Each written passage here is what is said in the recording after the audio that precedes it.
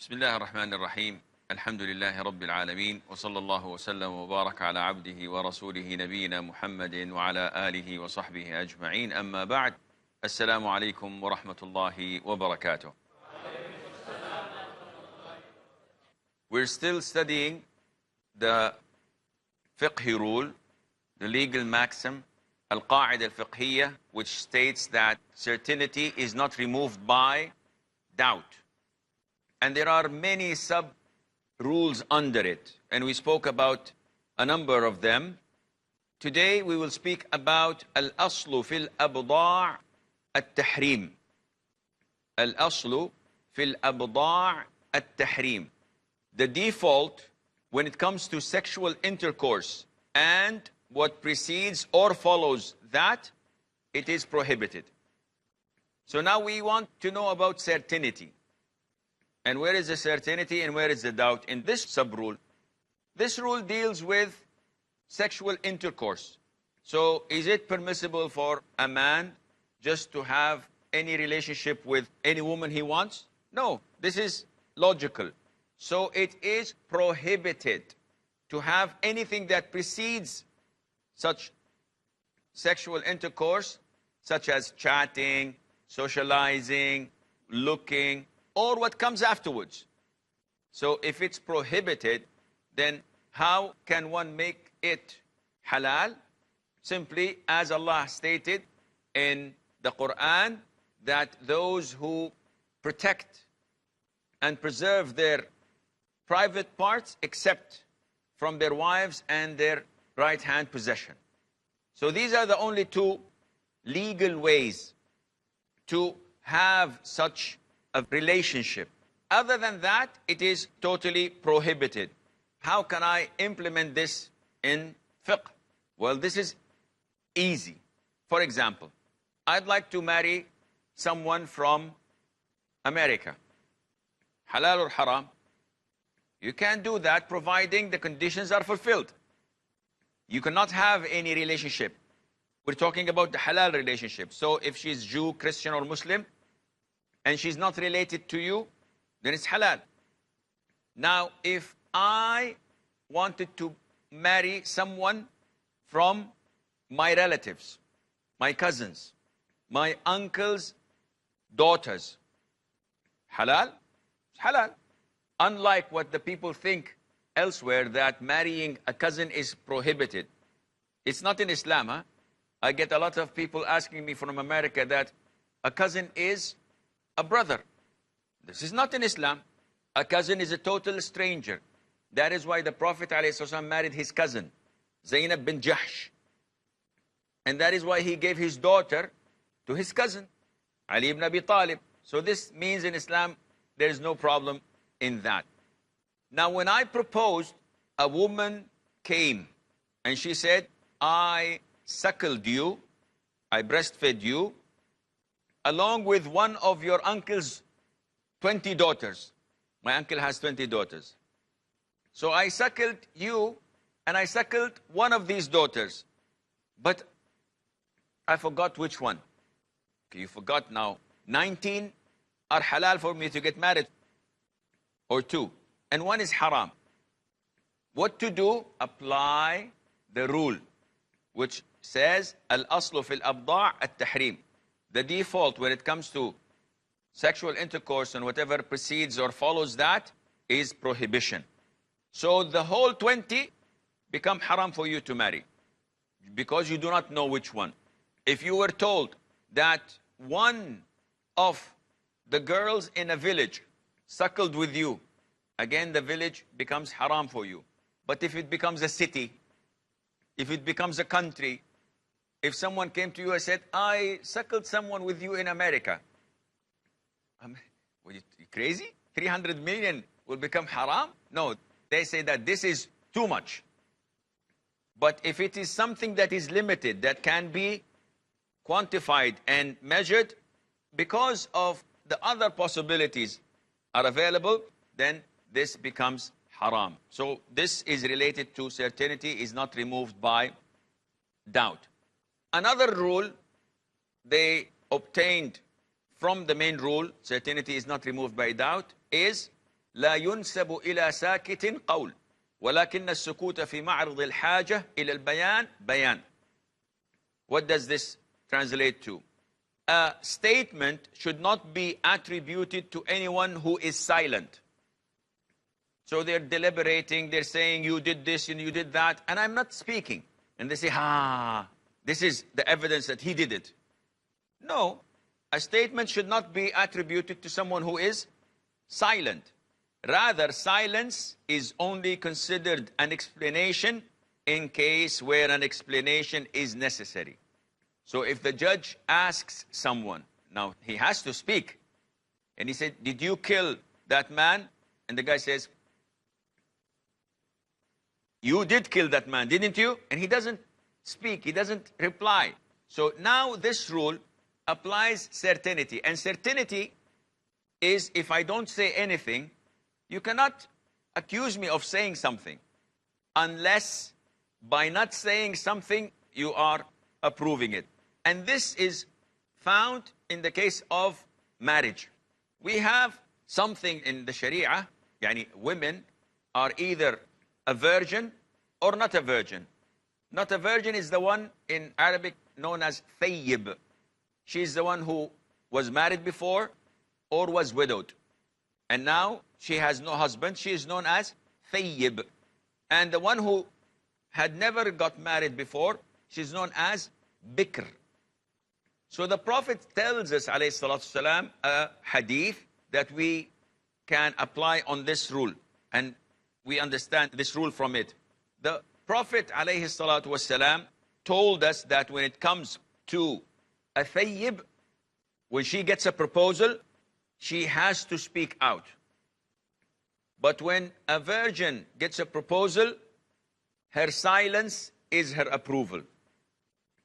A woman who was married before is not as shy as a virgin.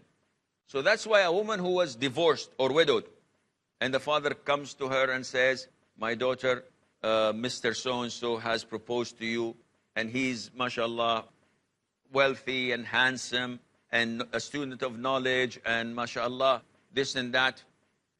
If the thayyib, the one who was previously married, does not speak, he cannot give her in marriage. She must declare. She says yes or no. Why? Because she's not as shy as a virgin. Now, a virgin, someone who's like 17, 18, 19 years of age, the father goes and says, your cousin has proposed to you, and he is this and that, so what do you say, my daughter? And she looks in shyness and smiles and doesn't reply. The Prophet tells us that this is her consent.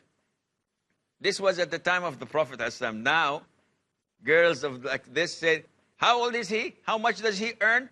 Does he have a car? Is it convertible? Does he have this? This is not the right way. This is not how girls are supposed to behave, especially those who were not married before. This is just a joke, huh? Don't think that all the girls are like this. But unfortunately, haya or bashfulness or shyness has been taken away from a lot of the Muslims because of their drifting away from religion. And the Prophet ﷺ told us that haya is from iman.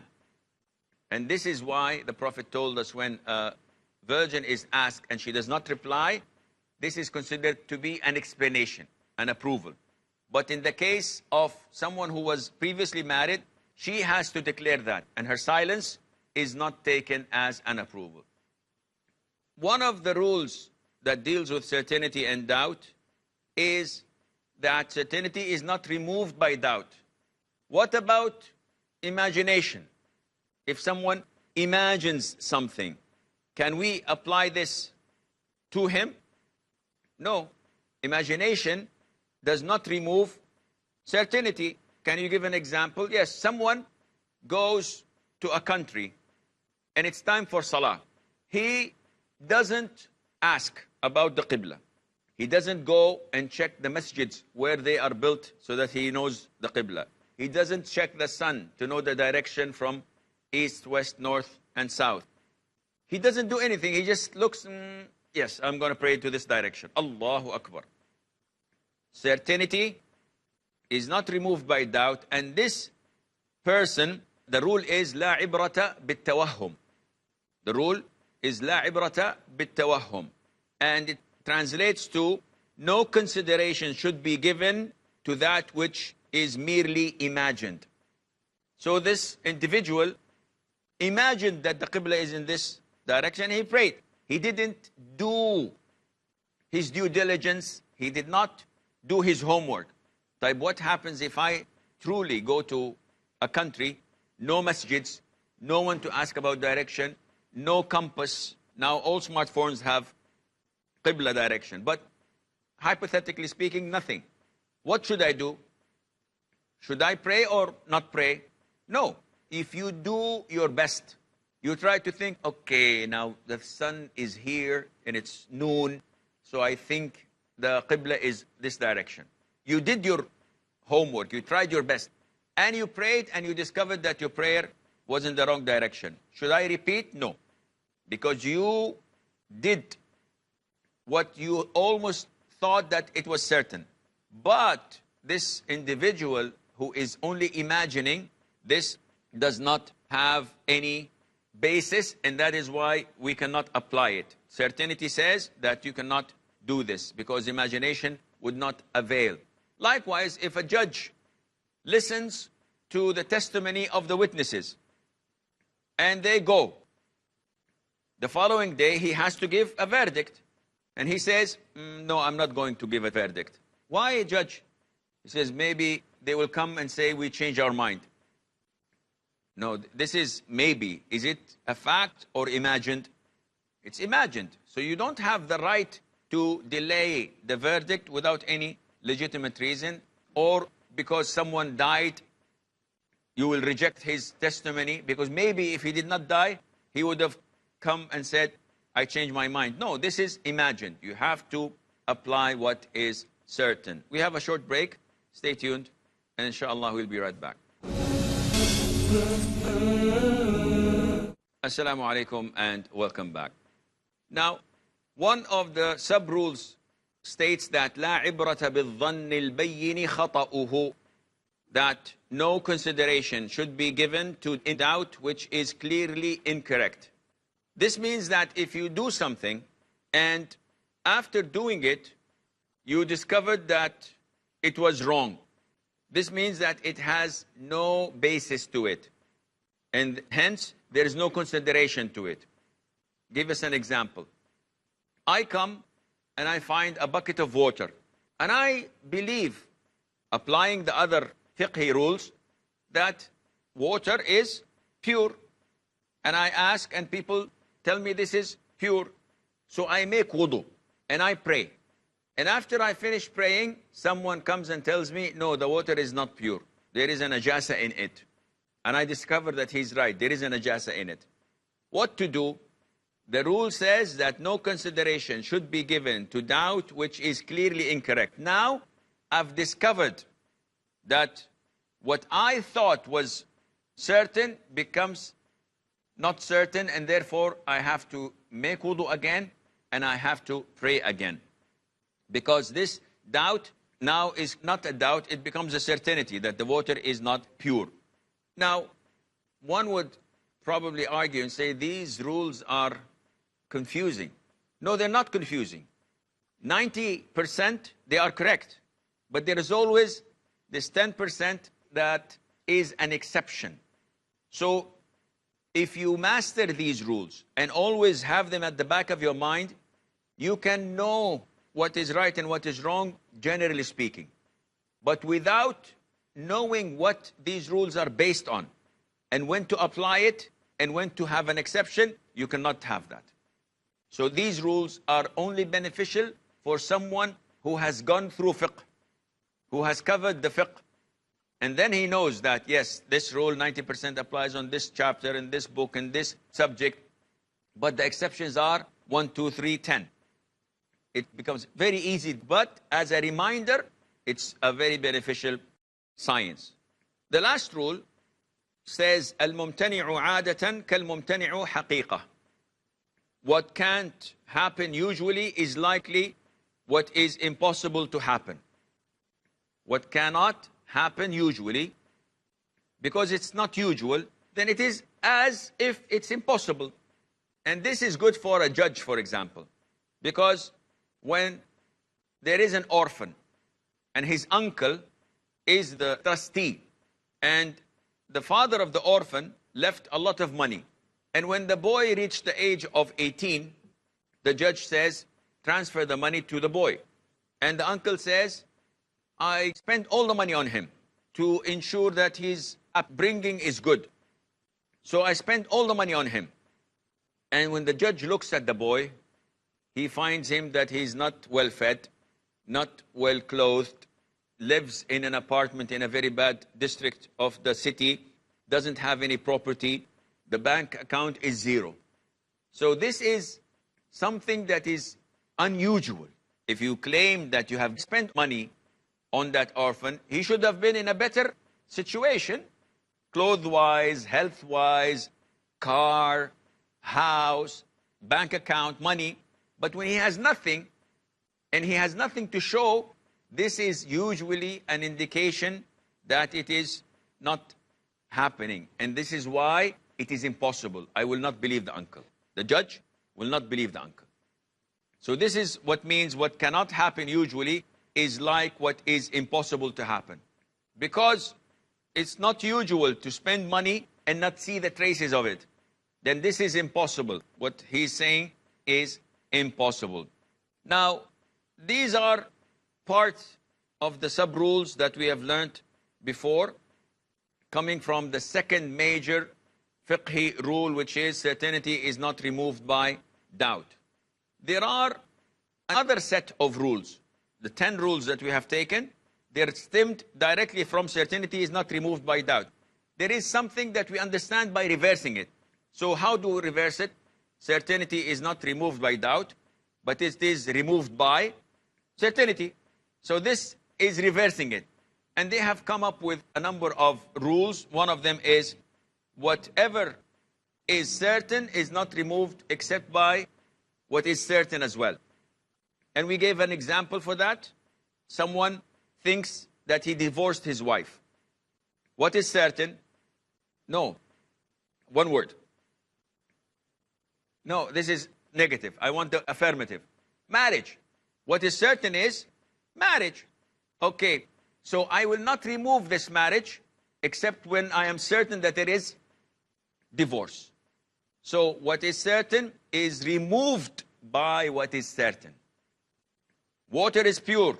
If I see something that is an impurity, I will definitely remove it, the purity, and say that now the water is impure. What is certain is removed by other certainty. Also, sometimes we understand things not being said. Your understanding for things has no value compared to something that is said. Example, I rent a car, and everyone understands that when you rent a car, you're allowed to take passengers. You will not rent a car for your own. I will have my friend, I will have my children. This is logical.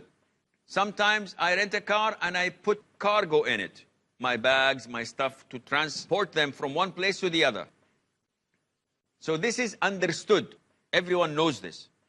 But if it is stated in the contract, or the man who is leasing me said, do not take any passengers except you, or do not transport any luggage with you, and I defy his orders and I go against them, do I have the right or not? They said no, because what is stated, what is said, is more stronger than what is understood. So this certainty, which is I can take whatever I want with me, is removed by another statement that takes this understanding out and tells you you are not allowed to do certain things, whether carrying passengers or carrying stuff. And finally, they say one of the rules that are understood by the reversing, they say that if something is coming out or stemming from evidence, then this issue is decisive when there is a probability. So because we have an evidence or something that is so strong, it allows us to cancel something that normally would be accepted. Example, if someone writes a gift, if I give a gift to my son, what's the ruling on that? It's halal, no problem. But if I give the gift on my dying bed to my son, they cancel it.